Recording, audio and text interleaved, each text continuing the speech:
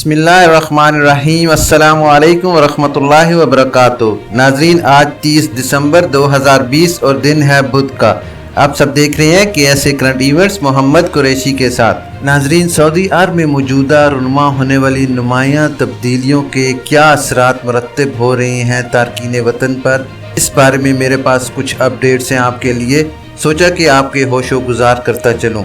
नाजरीन, सऊदी अरब में खुरूज ओहदा एक्सपायर अगर हो जाए या इसको खुदकार तरीके से दोबारा कैसे रिन्यू कर सकते हैं, इस बारे में मेरे पास कुछ खबरें हैं आपके लिए। सोचा कि आपके होशो गुजार करता चलूं। नाजरीन, सऊदी अरब में बैनुल-अक़वामी सफ़र पर पाबंदी में 1 हफ्ते की तोसी कर दी गई है। ये तो आप सबको मालूम है। ताहम इसके साथ ही मुमलिकत से जाने वाले गैर मुल्कियों को यकतरफा सफ़र की इजाज़त भी दे दी गई है, ताकि इस सहूलत से वो अफराद मुस्तफ़ीद हो सकें जिन्होंने खुरूज ओहदा या फाइनल एग्जिट वीज़ा हासिल किया हुआ है।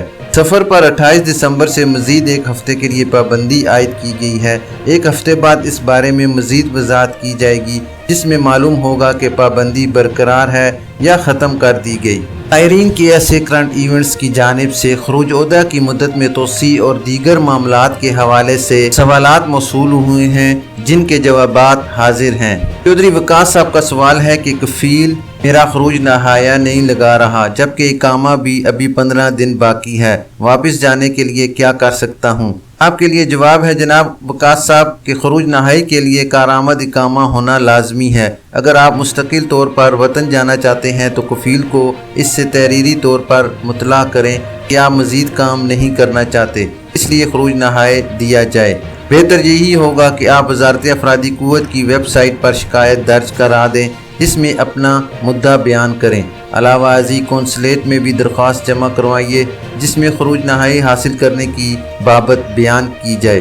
कौंसलेट में दी गई दरख्वास्त में इकामे की कापी भी मुंसलिक करें और ये वाज़ेह कर दें कि इकामे की मुद्दत में कितने दिन बाकी हैं, ताकि खुरूज नहाई लगाने की कार्रवाई तेज़ की जा सके।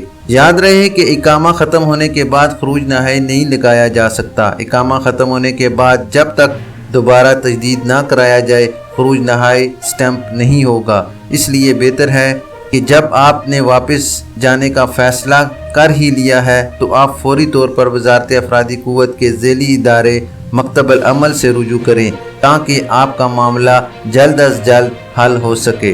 लेबर ऑफिस में दरख्वास्त देने का फ़ायदा ये होगा कि अगर कफील की जानिब से आपका हरूफ फाइल कर दिया जाए तो आप इसे चैलेंज कर सकते हैं। अलावा अजी कौंसलेट में दी गई दरख्वास्त भी बाद में आपके काम आ सकती है। फेसबुक के ग्रुप से नहीम खान साहब ने सवाल किया है कि जिनके अरूब लगते हैं और तरहेल के ज़रिए डिपोर्ट होते हैं, इन पर कितने अरसे की पाबंदी आयद की जाती है? आपके लिए जवाब है जनाब कि सऊदी अरब में कानून के मुताबिक जो गैर मुल्की कारकुन तरहेल यानी डिपोर्टेशन सेंटर के ज़रिए मुमलिकत से जाते हैं, इनके लिए ब्लैक लिस्ट की मुद्दत मुख्तलिफ होती है। इस मुद्दत के बारे में हतमी तौर पर कुछ नहीं कहा जा सकता, क्योंकि ये मुद्दत केस पर मुनहसर होती है। जिन अफराद को डिपोर्ट किया जाता है, इन्हें इस वक्त इस बारे में आगाह भी कर दिया जाता है कि कितनी मुद्दत के लिए डिपोर्ट किया गया है। इसलिए दुरुस्त मुद्दत मालूम करने के लिए जवाज़ात के ईमेल पर रब्ता किया जा सकता है। फेसबुक के एक दूसरे ग्रुप से अली जान साहब का सवाल है कि मैं कोरोना के दौरान खसूसी प्रवास से पाकिस्तान आया था। अब जबकि मेरी छुट्टी ख़त्म हो गई है, सऊदी अरब में दोबारा सफ़र पर पाबंदी लग गई है। क्या हुकूमत की जानिब से इकामा और खुरूज ओहदा में तोसी होगी?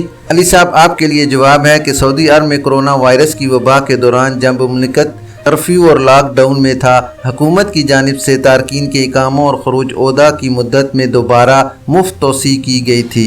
रवां हफ्ते मुमलिकत में दोबारा आरजी तौर पर बैनुल-अक़वामी सफ़र पर पाबंदी आयद की गई है, जिसमें 28 दिसंबर को मज़ीद 1 हफ्ते की तोसी की गई है।